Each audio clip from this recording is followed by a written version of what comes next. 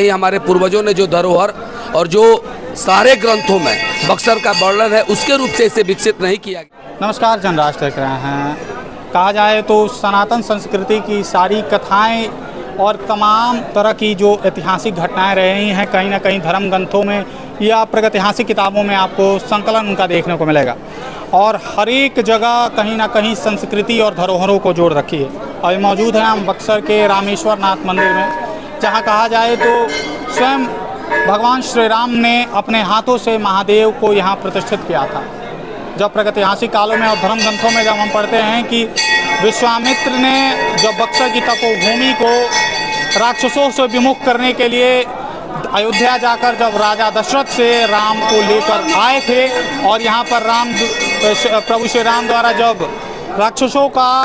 जब संहार किया गया था, उसके बाद भगवान श्री राम ने यहाँ पर रामेश्वर नाथ जो महादेव हैं उनके स्वरूप को यहाँ प्रतिष्ठित किया है। यहाँ पर जो भक्तों का भीड़ देख रहे हैं, काफ़ी उत्साह और काफ़ी कालखंडों में इनको देखने को मिलता है और यहाँ पर जो भीड़ है वह कहीं ना कहीं आस्था के प्रतीक चिन्हों की बात करते हैं। और जब कहीं ना कहीं जब संस्कृति की बात होती है तो धर्म ग्रंथों में उसका संकलन देखने को मिलता है। आपको बता दें कि रामेश्वर नाथ मंदिर का जब हमने बात कहा तो स्वयं प्रभु श्री राम ने इस मंदिर को और यहाँ पर जो शिवलिंग है रामेश्वर नाथ का वो उसको प्रतिष्ठित किया था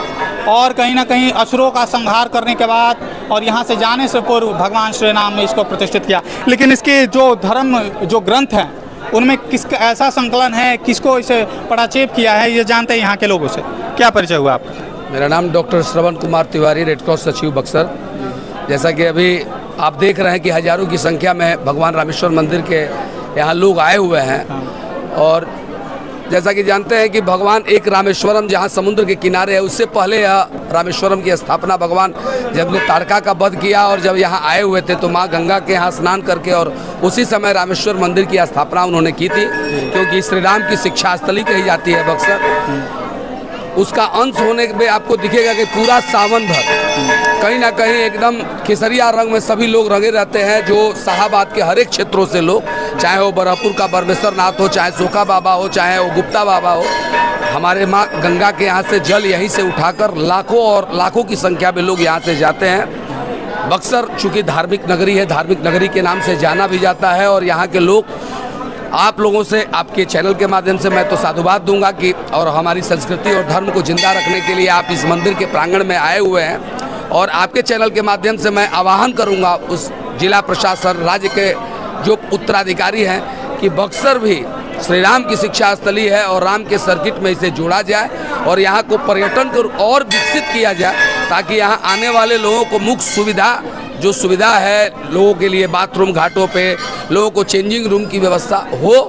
और यहाँ के जो भी धार्मिक लोग हैं आए हुए हैं, बाबा भोलेनाथ की कृपा से पूरे भारतवर्ष के कल्याण की हम प्रार्थना करते हैं। जी, वो बात तो रही है, लेकिन ये भी कहना चाहूँगा कि जितना धर्म ग्रंथों में जिन जगहों का महात्म है, चाहे अयोध्या रही है, चाहे मथुरा रही है, काशी रही है, सांस्कृतिक दृष्टिकोण से देखा जाए तो इसकी भी भूमिका जो बक्सर है इसका भी भूमिका महत्वपूर्ण है। लेकिन पर्यटन की दृष्टि से कहा जाए तो जितना अन्य क्षेत्रों को डेवलप किया जाए है, अन्य क्षेत्रों को जितना विकसित किया जाएगा, उसका जो तुलना किया जाए उसके यहाँ पर देखा जाए तो शून्य स्तर। यहाँ पर जो मूलभूत सुविधाएं घाटों पर रही है वहाँ पर वो आपको देखने को नहीं मिल रही है। जो तमाम गंदगियाँ रही हैं वहाँ पर महिलाओं के लिए यहाँ पर वस्त्र बदलने के लिए भी काफ़ी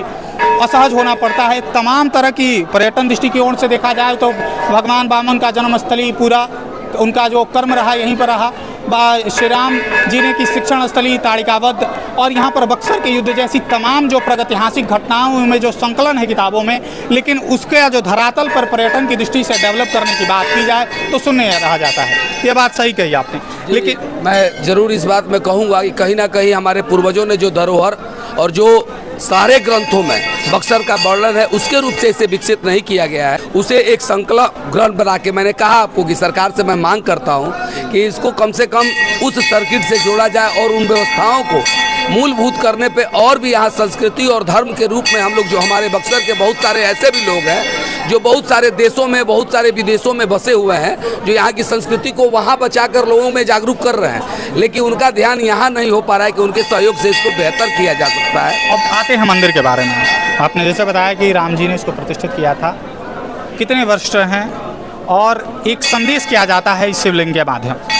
जी पहले तो यह श्री राम जी ने बालू के रूप में यह शिव जी की स्थापना की थी और हमारे जब से हमारा जन्म हुआ है उससे पहले पूर्वजों के द्वारा जो हमारे पूर्वज हैं उनके द्वारा यह बताया जाता रहा है कि उस समय से लेकर आज तक जो शिवलिंग है उसमें किसी तरह का बदलाव नहीं हुआ है। यह मंदिर जो है वो पुराना मंदिर है, जो आधारभूत आप देख रहे हैं या बाहर बनाया गया नया है, लेकिन मंदिर का जो मूल स्वरूप आप देख रहे हैं वह बहुत ही पुराना है, वर्षों से चला आ रहा है। जब से हम लोगों ने देखा है इस मंदिर की एक सोसाइटी है जो सोसाइटी के रूप में इसे विकसित किया जा रहा है और बहुत सारे लोग यहाँ, इतनी भीड़ है, यहाँ के लोग धर्म से जुड़े हुए हैं, हजारों की हजारों संख्या में रोज लोग यहाँ आते हैं। इनकी व्यवस्था जिला प्रशासन को बेहतर करने की ज़रूरत है और बेहतर करने के लिए मैं आपके चैनल से मांग करता हूँ। आपका क्या परिचय होगा? डॉक्टर मनोज कुमार पांडे, अध्यक्ष बक्सर जिला कांग्रेस कमेटी। ओ, मतलब कि राजनीतिक पृष्ठभूमि रही है आपकी। तो बात किया जाए राजनीतिक पृष्ठभूमि पे, और बहुत सालें भी सरकार रही है और कहीं ना कहीं उस दृष्टिकोण से देखा जाए तो इस बात पर आप क्या कहेंगे कि पर्यटन के दृष्टिकोण से बिहार जो बक्सर है सांस्कृतिक पृष्ठभूमि से देखा जाए तो इसको विकसित नहीं किया गया? देखिए 2015 से यहाँ के एमएलए हम लोग कांग्रेस के हुए हैं और हम लोग 15 से ही कई बार आवाज़ उठा चुके हैं बिहार विधानसभा में, और हम लोग कोशिश करेंगे, भगवान से विनती भी करेंगे, भगवान ऐसा सुबुद्धि दे सरकार को कि कम से कम ये पर्यटन स्थल घोषित हो। और जो हम लोगों का भगवान पुरुषोत्तम राम द्वारा स्थापित ये मंदिर है, भगवान शिव जी को रामेश्वरम मंदिर जो स्थापित किए थे भगवान जी, बहुत सोच समझ कर किए थे और जन कल्याण के लिए किए थे, मानव जाति के कल्याण के लिए किए थे। हम कांग्रेस पार्टी के लोग बराबर आवाज़ उठाते हैं कि बक्सर को पर्यटन स्थल घोषित किया जाए ताकि यहाँ पर आने वाले युग बदल चुका है, सुख सुविधा मिले और यहाँ पर पर्यटन आए और अपनी विरासत को, अपनी धरोहर को, अपने जो पूर्वजों द्वारा कमाई हुई प्रतिष्ठा है उसको बखूबी जाने और पूजा पाठ करके जन कल्याण, अपने कल्याण और जन कल्याण के लिए कार्य करें। क्या लगता है आपको कि वर्तमान सरकार इसको, मतलब कि इस मुद्दे को, यहाँ के विकास को हाशिए पर रखे हुई है? अभी तो वर्तमान सरकार का कोई रुख ऐसा दिखाई नहीं दे रहा, इसलिए कि सरकार अभी नगर मंदिर धाम में इस तरह की बात नहीं करनी चाहिए। लेकिन वर्तमान सरकार से हम मांग जरूर करेंगे कि बक्सर को ध्यान में रखते हुए, भगवान को भी ध्यान में रखते हुए, जो भगवान अपने हाथों से स्थापित किए थे, इनको पर्यटन स्थल घोषित किया जाए और सुशोभित किया जाए, चेंजिंग रूम किया जाए, घाटों की व्यवस्था की जाए, ऐसा किया जाए जाकि रोजगार भी पैदा हो और यहाँ पर पूजा पाठ भी हो और अपनी धरोहर और अपनी जो भी पूर्वजों द्वारा कीर्ति है उसको हम लोग बखूबी निर्वाहन करें और उसको बरकरार रखें। और यहाँ के लोगों का कहना है कि जो वर्तमान सांस्कृतिक वैभव और जो यहाँ का यश रहा है वो तो रहा ही है, लेकिन इसका जो वर्तमान इसका जो पर्यटकीकरण है, पर्यटन के दृष्टिकोण से डेवलप करने की बात है, वो तो कहीं ना कहीं शून्य स्थिति में देख रहा है। ऐसे ही तमाम अपडेट के लिए आप देखते रहिए जनराज। धन्यवाद।